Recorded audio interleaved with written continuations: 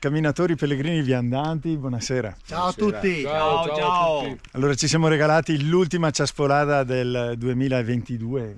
Sì. Pensiamo sia l'ultima, oggi il Bellissima 28 ciaspolata, dicembre. bellissima. Siamo saliti a Cima Pastronezze, siamo sul gruppo dei Lagorai, 2250 metri. Non c'era nessuno e comunque le immagini molto belle le avete viste.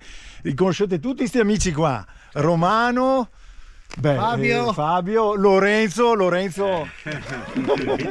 che è una sicurezza, e Giovanni.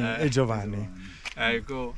Grazie Dario. Grazie Dario. Abbiamo fatto una bella gita, tanta neve e tanta fatica andare in su e anche a venire giù.